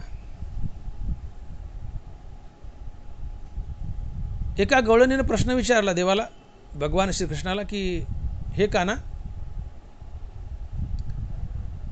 तू त्या बासरीला सारखा ओठाला का लावतोस? गवळण म्हणते देवाला, देवा तू ही बासरी ओठाला का लावतो सारखी? कृष्ण म्हणतायत, गवळणी खाली वाकून बघ. वाकली, म्हणले बासरी कशी दिसते? म्हणले आतून पोकळ. मग गवळणी, तूही तुझं पोट आतून पोकळ कर. अर्थात स्वच्छाला जाऊन ये नाही, अर्थात संडासला जाऊन ये नाही. देव म्हणतात तू तुझं पोट स्वच्छ कर, रिकामं कर. याचा अर्थ तुझ्या पोटातील अहंकार आणि काम क्रोधादी विकार घालव. मी तुलाही ओठायला लावेल. तुला वाटतात मी ओठायला लावावं तुला गवळणी? नक्की लावेल. मी बासरीला ओठायला लावतो का? ती आतून मोकळी. तसं तू तुझं पोट आतून मोकळं कर गवळणी, मी तुला ओठायला लावेल. आणि पोट आतून मोकळं करणं म्हणजे अहंकार आणि काम क्रोधादी विकार घालणं. अर्थात ज्याने काम क्रोध आणि अहंकार घातलेत, देव त्याला ओठायला लावतो. देव त्याच्या हृदयात राहायला जातो का ते चित्त निर्मळ असतं. तो का म्हणे चित्त करारे निर्मळ, येऊन गोपाळ राहते ते. एकदा एक मनुष्य एका मोठ्या माणसाच्या घरी किरायाने राहत होता. तो त्या घराला चिटकून बसला, घरच सोडीना. मालक परेशान झाला. 1000 बार सांगितलं की घर सोड, घर सोड, घर सोड. तो किरायदार काही घर सोडेना.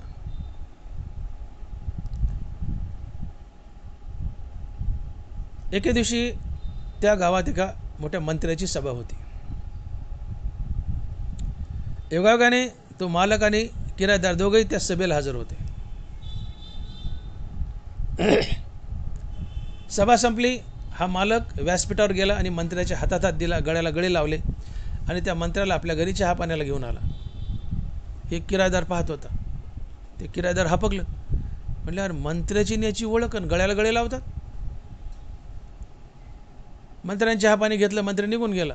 नंतर हा किरायदार मालकाकडे हळूच गेला आणि म्हणले, मालक मंत्री साहेब तुमच्या घरी कसे काय? म्हणले माझे वर्गबंधू आहेत, माझे क्लासमेट आहेत. आम्ही एका वर्गात शिकलो. हे ऐकताच त्या किरायदाने रात्री सगळं सामान बांधलं, चंबुगवाड्यानं पळून गेला. का तर याची पोहोच मंत्र्यापर्यंत आहे. हा माझी गडचिरोलीला बदली करू शकतो, हा माझी गडचिरोलीला बदली करू शकतो किंवा नोकरीवरून काढून टाकू शकतो. नोकरदार मालकाला घाबरला आणि घर सोडून गेला. का नोकरदार मालकाला घाबरला आणि घर सोडून गेला. का तर मालकाची पोच मंत्र्यापर्यंत आहे. तसं विठ्ठलरूपी मंत्री, विठ्ठलरूपी मंत्र्याचा मंत्री तुमच्या हृदयात राहायला आला की या विठ्ठलरूपी मंत्र्याला पाहून काम क्रोधही तुमच्या हृदयाला सोडून जातात. आणि याला तुकोबारा म्हणतात की तुका म्हणे देह भरिला विठ्ठले, काम क्रोध केले घर देते. विठ्ठल नामानं देह ठासून भरा, काम क्रोध सोडून जातात. तात्पर्य जगत परमात्मा स्वरूप पाहिलं, विश्वदेव स्वरूप पाहिलं, तो मनुष्य देव होतो, त्याच्या जवळ किंवा त्याच्या हृदयात देव राहायला येतो.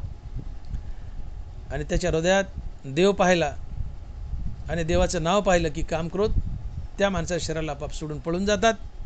आणि ज्याच्या हृदयाला काम क्रोध सोडून जातात त्याला समदृष्टी येते, जगत परमात्मा स्वरूप पाहतो. का तो अद्वैतात जगत असतो. आणि म्हणून ज्ञानोबा याची साक्ष देत आहेत की माझी साक्षात्कारी सरे अहंकाराची वारी.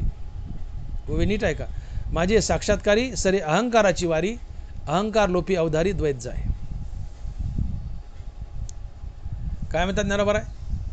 आपल्याकडे अशी एक कल्पना आहे की देवाचा साक्षात्कार होणं म्हणजे पांडुरंगाने वीट सोडावी, तुमच्या समोर यावं, चतुर्भुज रूपात उभं राहावं, देवाने आम्हाला मनुष्य रूपात किंवा देवरूपात भेट दिली, याला आम्ही साक्षात्कार म्हणतो. हा तर एक साक्षात्कारच आहे. पण ज्ञानोबारायाचे आले की खरा साक्षात्कार काय आहे तर जगत परमात्मा स्वरूप पाहणं हा खरा साक्षात्कार आहे. जगात देवच नटलाय, जगत परमात्मा स्वरूप पाहणं, जगत विश्वस्वरूप पाहणं, विश्व परमात्मा स्वरूप पाहणं, जगत परमात्मा स्वरूप पाहणं किंवा विश्व परमात्मा स्वरूप पाहणं हा खरा साक्षात्कार आहे. आणि मग ज्ञानोबा लिहित आहेत की माझी साक्षात्कारी सरे अहंकाराची वारी, अहंकार लोपी अवधारी द्वैत जाय. तुम्ही जगत परमात्मा स्वरूप समजून जगताला शरण गेले म्हणजे तुम्हाला भगवंताचा साक्षात्कार झाला. जगात देव पहा, जसं अर्जुनाला सांगितलं जगाचे 2 भाग कर, एक भाग तू हो, उरलेला भाग देव समज आणि या चराचराला देव समजून शरण जा. काय होईल? तुझा प्राणीमात्राबद्दलचा द्वेष गळेल, अहंकार गळेल, तू देव होशील. तसं जगत परमात्मा स्वरूप पाहिलं की तुमचा अहंकार गळतो. अहंकार गळाला की तुमचं द्वैत जातं, तुम्ही अद्वैतात उभे राहता आणि तुम्ही संत बनता. ज्ञानोबा लिहितात माझी साक्षात्कारी सरे अहंकाराची वारी, अहंकार लोपी अवधारी द्वैत जाय. जगत परमात्मा स्वरूप पाहणं हा भगवंताचा साक्षात्कार आहे. जगत परमात्मा स्वरूप पाहिलं अर्थात भगवंताचा साक्षात्कार झाला की तुमचा अहंकार गळतो. अहंकार गळाला की तुमचं द्वैत जातं, तुम्ही अद्वैतात जाता आणि अद्वैतात जाणं हे संतपद असतं, देवपण असतं. आणि मग जगत परमात्मा स्वरूप पहा. हेच तुकोबारा म्हणतात की ऐसा ज्याचा अनुभव विश्वदेव सत्यत्वे. विश्वदेव स्वरूप पहा. फायदा काय? तुम्ही देव व्हाल आणि देव तुमच्याजवळ राहायला येईल. तुम्ही अद्वैतात जाणं म्हणजे तुम्ही देव बनणं आणि देव तुमच्याजवळ राहायला येणं. म्हणून जगत परमात्मा स्वरूप पहा. ही अनेक फायदे या अभंगात तुकोबारांनी सांगितली आहेत की तुम्ही जगत परमात्मा स्वरूप पाहिलं अर्थात विश्वदेव स्वरूप पाहिलं तर पहिला फायदा तुम्ही स्वतः देव बनता. देव तुमच्याजवळ राहायला येतो, तुमचं पाप नाश पावतं, तुमचे काम क्रोध पळून जातात आणि तुम्हाला समदृष्टी येते. आणि या सगळ्या गोष्टी आल्या की काय फायदा होतो हे अभंगाच्या 4थ्या चरणात आणि महाराज लिहितात की तुका म्हणे भेदाभेद, तुका म्हणे भेदाभेद गेला वाद खंडोनी. तुका म्हणे भेदाभेद गेला वाद खंडोनी. आता बघा कशी गंमत आहे. विश्वदेव स्वरूप पाहिले, तुम्ही देव झाले, देव तुमच्याजवळ राहायला आला आहे, तुमचं पाप नाश पावलं आहे, कामक्रोध पडून गेलेत, तुम्हाला समदृष्टी आली आणि पुढचा फायदा तुमचा भेदाभेद निघून जातो आणि त्यामुळे तुमचा वाद खंडोनी जातो. आत्मज्ञानाची काय व्याख्या आहे? ज्ञान आणि अज्ञान. अज्ञान कशाला म्हणावं? जगात सत्य आहे, मी देह आणि देह संबंधनी माझं, हे अज्ञान आहे किंवा अहंकार आहे. आणि जगात मिथ्या आहे, मी देह नसून आत्मा आहे, अशा बोधावर आरूढ होणं म्हणजे आत्मज्ञान. मी देह नसून आत्मा आहे, मग आत्मा विश्वव्यापी आहे.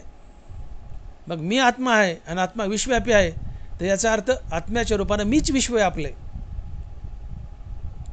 याला ज्ञानोबा म्हणतात किंबहुना चराचर आपणची झाला. हे विश्वाची माझे घर, ऐसी मती जयाची स्थिर, किंबहुना चराचर आपणची झाला. मी आत्मा आहे, आत्मा विश्वव्यापी आहे. मग मी आत्मा आहे, आत्मा विश्वव्यापी आहे, तर आत्म्याच्या रूपानं मीच विश्व व्यापले आणि जगातील सजीव निर्जीव दगड धोंडा चराचर मी बनलोय. याला म्हणतात भेदाभेद जाणे. आता भेदच नाही, जगात मीच नटलोय, तर भेद राहीलच कुठं? मी वेगळा, समाज वेगळा, मी वेगळा, देव वेगळा, तिथं भेद आहे. पण मीच आत्मा आहे, आत्म्याच्या रूपाने मीच विश्व व्यापलंय. आता जगात मीच नटलोय, जगात माझ्याशिवाय दुसरं काहीच नाही आहे, मग भेद राहील काय? तुका म्हणे भेदाभेद गेला वाद खंडोनी. तुका म्हणे भेदाभेद गेला वाद खंडोनी. पण असं घ्यायचं, तुका म्हणे भेदाभेद गेला, फायदा काय? वाद खंडला, वाद खंडला. आणि म्हणून तो पठाण वेशीमध्ये पान खाऊन बसलाय आणि 108 वेळा नाथ महाराजांच्या अंगावर थुंकलाय. नाथ महाराजांना जावं, गंगा स्नान करावं, यावं. पठाणाने तोपर्यंत तोंडात थुका जमा करावा. नाथ महाराज आले वेशीत की पचकन नाथ महाराजांच्या अंगावर थुंकावं. नाथ महाराजांनी भरशब्द बोलू नये, काही बोलू नये, माघारी जावं, पुन्हा गंगा स्नान करावं. नाथ महाराज येईपर्यंत त्या पठाणाने नवीन पान खावं, तोंडात थुंका जमा करावा. नाथ महाराज वेशीत आले की पचकन थुकावं. नाथ महाराजांनी पुन्हा स्नान करायला जावं. 108 वेळा घडलं, 108. का बरं?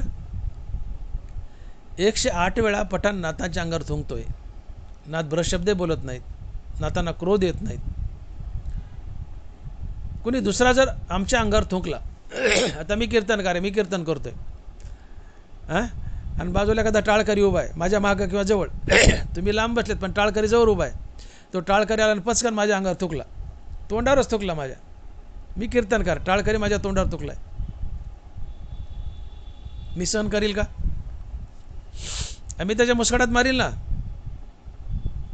का? मला अजून संत पण आलं नाही, मी अद्वैतात जगत नाही, अजून आत्मज्ञान झालं नाही, मी त्याच्या थोबाडात मारील. पण सहज बोलताना माझा थुंका माझ्या हातावर उडाला, मी बोलताना माझा थुका माझ्या हातावर उडाला, मला क्रोध येईल का?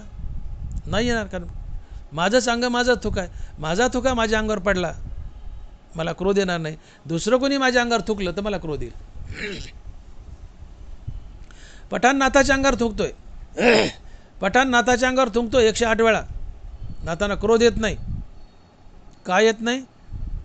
तर नाथांच्या नजरेत नाथच नाथाच्या अंगावर थुंकत होते, पठाण नाही. याला म्हणतात तुका म्हणे भेदाभेद गेला वाद खंडोनी.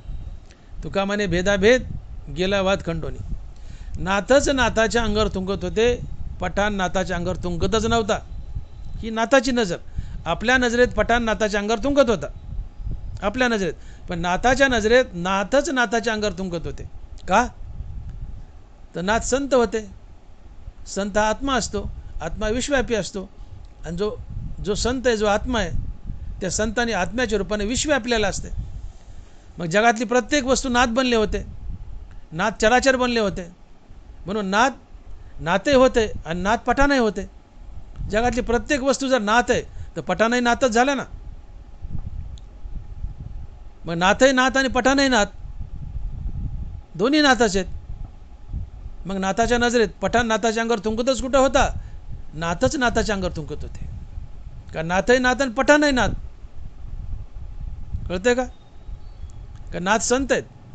संत हा आत्मा असतो, आत्मा विश्वव्यापी आहे. याचा अर्थ नाथाने विश्व आपले चराचर बनलेत. या नात्यानं नाथ पठाणही बनलेत. म्हणजे नाथ नाथ आहे तर नाथ पठाणही आहेत, दोन्ही एकच आहेत. नाथ नाथ आणि नाथही पठाण. मग पठाण नाथाच्या अंगावर थुंकतो असं म्हणताच येत नाही. का नाथ पठाणही बनलेत ना.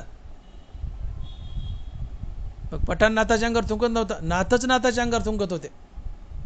मग मीच माझ्या अंगावर थुंकलं, सहज थुंका माझ्या बोटावर ओढून गेला, हातावर ओढून गेला, मला करू देईल का? नाही. दुसरं कोणी थुंकलं तर मला करू देईल, पण मीच माझ्या अंगावर थुंकलो की सभागती उडून गेला माझा थुंका माझ्या हातावर अंगावर, तर मला करू देईल का? नाही आहे. मग नाथच नाथाच्या अंगावर थुंकतायत तर नाथाला करू देण्याचा संबंध काय? का असं का घडलं? तर नाथाचा भेदाभेद गेला होता. नाथांचा भेदाभेद गेला होता. कारण जगातली प्रत्येक वस्तू नाथ बनले होते. किंबहुना चराचर, किंबहुना चराचर आपणच झालं. हे चराचर जगातली प्रत्येक वस्तू नाथ बनले होते. का ते संत होते. संत आत्मा असतो, आत्मा विश्वव्यापी असतो. मग आत्मा विश्वव्यापी आहे तर आत्म्याच्या रूपानं संतांनी किंवा नाथ महाराजांनी हे विश्व आपलं होतं. मग या नात्याने नाथ महाराज पठाणही बनले होते. का जगातली प्रत्येक वस्तू नाथ आहेत, त्याचा अर्थ नाथ पठाणही आहेत. नाथही नाथ आणि पठाणही नाथ. मग नाथच नाथाच्या अंगावर थुंकत होते, पठाण नाहीच, ही नाथाची नजर. आणि याला म्हणतात, तुका म्हणे भेदाभेद गेला वाद खंडोनी. कशाला वाद होईल? नाथाच्या नजरेत नाथच नाथाच्या नजरेत नाथच नाथाच्या अंगावर थुकतात, तर वाद होईलच कशाला? गेला वाद खंडोनी. दुसरं कोणी थुकलं तर वाद होईल, पण आपणच आपल्या अंगावर थुकलं तर वाद होत नाही.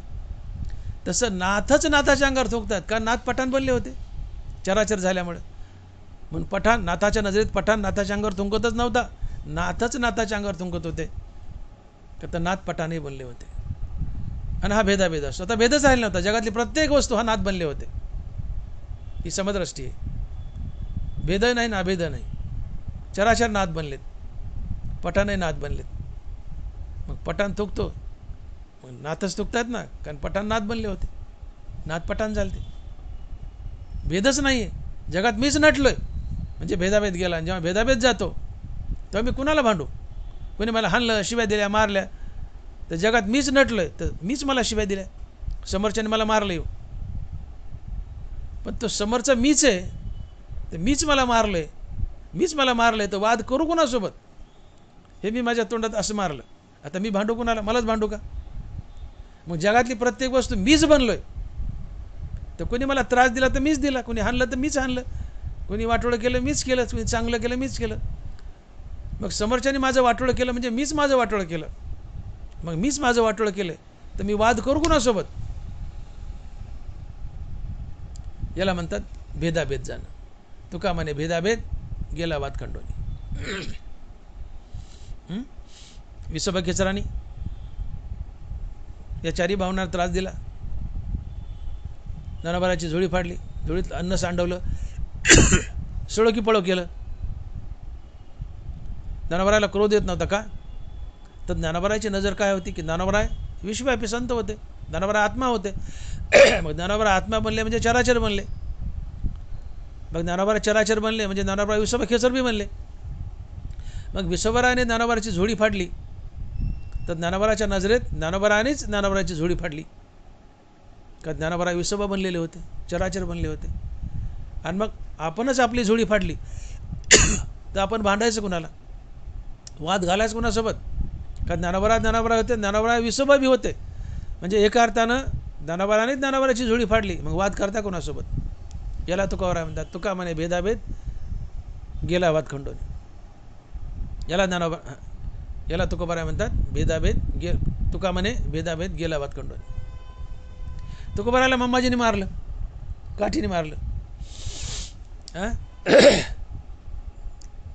तुकोबारायला करू देत नाही का? तीच गोष्ट पण येते ना. तुकोबाराय संत होते, संत आत्मा असतो, आत्मा विश्वव्यापी असतो. मग तुकोबाराय आत्मा आहेत तर आत्म्याने विश्व आपले, तर तुकोबारायांचे विश्व आपले ना. मग तुकोबाराने विश्व आपले, तुकोबारा चराचर, तर तुकोबारा मंबाजी बी झाले. मग मंबाजीने तुकोबाराला त्रास दिला, एका अर्थ तुकोबाराला त्रास देत होते, तुकोबाराला त्रास देत होते. मग तुकोबाराला वाद घालायचा कोण? तुकोबाराने वाद घालायचा कोणासोबत? तुकोबाराला क्रोध येईल कसा आणि वाद घालायचा कोणासोबत? तुकोबाराज जर मंबाजी बनलेत, नाथ महाराज जर पठाण बनलेत आणि ज्ञानोबा विसोबा खेचर बनलेत, ते यांनी रुसायचं कोणावर? आपणच आपल्यासोबत काय वाद घालावा? नाथ महाराज चराचर बनलेत म्हणजे नाथ महाराज पठाणही बनलेत. मग नाथही नाथ आणि पठाणही नाथच, दोन्ही नाथ आहेत. नाथही नाथ आणि पठाणही नाथ. मग नाथच नाथाच्या अंगावर थुंकतात एक प्रकारे. मग नाथाने भांडायचं कोणाला आणि वाद घालायचं कोणासोबत? का तर जगात मीच नटलोय, चराचर मी आहे, दगड धोंडे सगळं सगळं सगळं मी आहे, सजी निर्जीव. मग या नात्याने नाथ पठाणही बनलेत. मग नाथ नाथ आणि नाथ पठाण, नाथही नाथच नाथ पठाण. मग नाथाच्या नजरेत नाथाच्या नजरेत पठाण नाथाच्या अंगावर थुंकतच नव्हता. ती आपली नजर आहे की पठाण नाथाच्या अंगावर थुंकत होता, नाथाला क्रोध आला नाही, काही बोलले नाही. 108 वेळा नाथाच्या अंगावर थुंकले तरी क्रोध आला नाही, नाथाने सहन केलं. ही आमची नजर आहे. पण नाथांची नजर काय? नाथही नाथ आणि पठाणही नाथ, म्हणून नाथच नाथाच्या अंगावर थुंकतायत. ही समदृष्टी आहे. याला म्हणतात भेदाभेद जाणं. आणि आपणच आपल्या अंगावर थुंकतोय. आपण भांडायचं कोणाला? का तर जगातली प्रत्येक वस्तू मी बनलोय. मग मीच बनलोय तर समोरच्याने त्रास दिला तर मीच मला त्रास दिला ना हो. का तर जगातली प्रत्येक वस्तू मी आहे. याला म्हणतात भेदाभेद जाणं. आणि भेदाभेद गेला की वाद खंडून जातो. तुम्ही अद्वैतात जगता, तुम्ही मुक्त होता, तुम्ही देव होता, तुम्ही संत होता. आणि मग तुकोबाराबी लिहितात की विष्णुमय जग वैष्णवांचा धर्म, भेदाभेद भ्राम अमंगळ, कोण्याही जीवाचा न घडावा मत्सर, वर्म सर्वेश्वर पूजनाचे. आणि म्हणून तुकोबाराय आम्हाला एक युक्ती सांगतायत की बाबानो, तुम्हाला देव बनायचे तर देव बनण्याची मी एक सोपी युक्ती सांगतो. काय? तर सत्य अंतकरणानं तुम्ही अशा अनुभवावर या की विश्व देव स्वरूप पहा. तात्पर्य विश्व देव स्वरूप पहा, अर्थात जगत देवरूप पहा.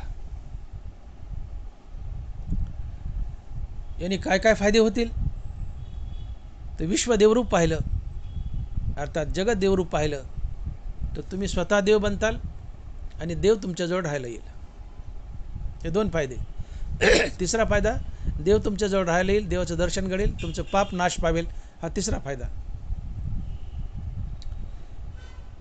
देव तुमच्याजवळ राहायला आला की तुमची काम क्रोध पळून जातील. हा चौथा फायदा. आणि काम क्रोध पळून गेले, हे विकार तुम्हाला सोडून गेले की तुम्हाला समदृष्टी येईल. हा 5वा फायदा आहे. आणि शेवटी इतकी पात्रता तुमच्या जीवनात आली, इतके फायदे तुमच्या जीवनात आले की 6वा फायदा तुमचा भेदाभेद जाईल. का?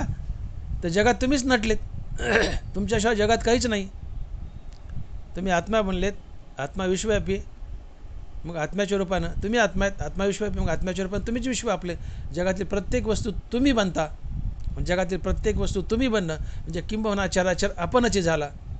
याला म्हणतात भेदाभेद जाणं. आणि भेदाभेद गेला की वाद खंडून जातो. तुम्ही मुक्त होता, देव बनता, संत होता. आणि म्हणून तुमचा भेदाभेद गेला की तुमचा वाद खंडून जातो. आणि म्हणून तुकोबाराय म्हणतात की तुका म्हणे भेदाभेद गेला वाद खंडोनी. तुका म्हणे भेदाभेद गेला वाद खंडोनी. विठोबाय रखुमाई, जय जय विठोबाय रखुमाई, विठोबाय रखुमाई, जय जय विठोबाय रखुमाई, विठोबाय रखुमाई. याच्यामध्ये आपण अभंगाचा भावार्थ पाहिला. मित्र हो,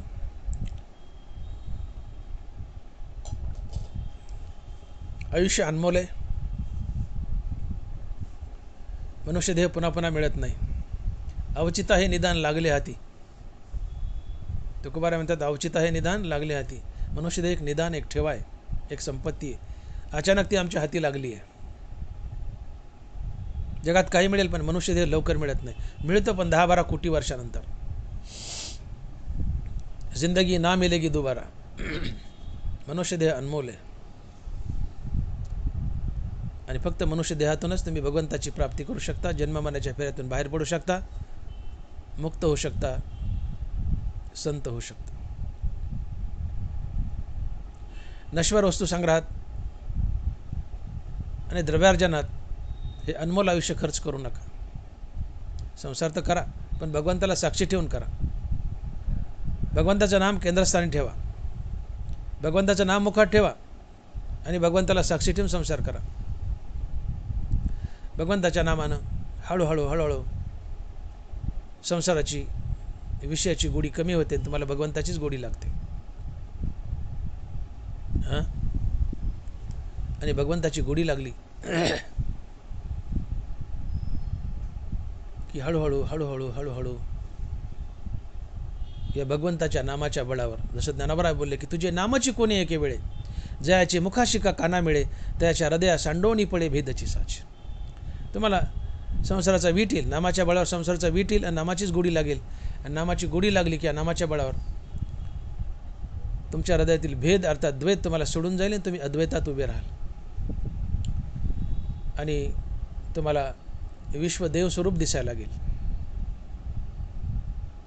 जगत परमात्मा स्वरूप दिसायला लागेल, अर्थात विश्वदेव स्वरूप दिसायला लागेल. आणि सत्य अंतकरणानं तुम्ही या अनुभवावर पोहोचले की विश्वदेव आहे,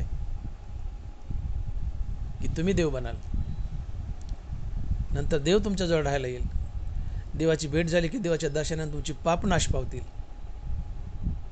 देव तुमच्याजवळ राहायला आला की तुमचे काम क्रोध तुम्हाला सोडून जातील. मग देव जवळ राहायला आला की अहंकार गेला, काम गेला, क्रोध गेला, की तुम्हाला समदृष्टी येईल.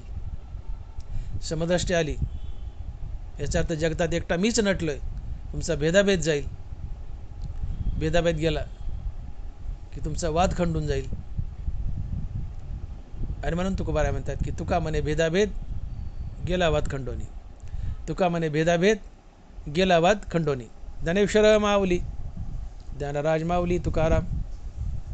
ज्ञानेश्वर माऊली, ज्ञानराज माऊली तुकाराम. जय विठ्ठल जय जय विठ्ठल. बोली लिले कुरे वेळी वाकुडी उत्तरे. करा क्षमा अपराध महाराज तुम्ही सिद्ध. नाही विचारिला अधिकार मी आपुला. करा क्षमा अपराध महाराज तुम्ही सिद्ध. तुका म्हणे ज्ञानेश्वरा राखा पाया पै किंकरा. करा क्षमा अपराध महाराज तुम्ही सिद्ध. ज्ञानदेव तुकाराम, ज्ञानदेव तुकाराम. तुकाराम तुकाराम तुकाराम तुकाराम तुकाराम तुकाराम तुकाराम तुकाराम. पुंडलिक वरदे हरिविठ्ठल. श्री ज्ञानदेव तुकाराम. गोपाल कृष्ण भगवान की जय. माऊली ज्ञानेश्वर महाराज की जय. जगद्गुरु तुकाराम महाराज की जय. विठ्ठल विठ्ठल विठ्ठल विठ्ठल विठ्ठल विठ्ठल विठ्ठल विठ्ठल विठ्ठल विठ्ठल विठ्ठल.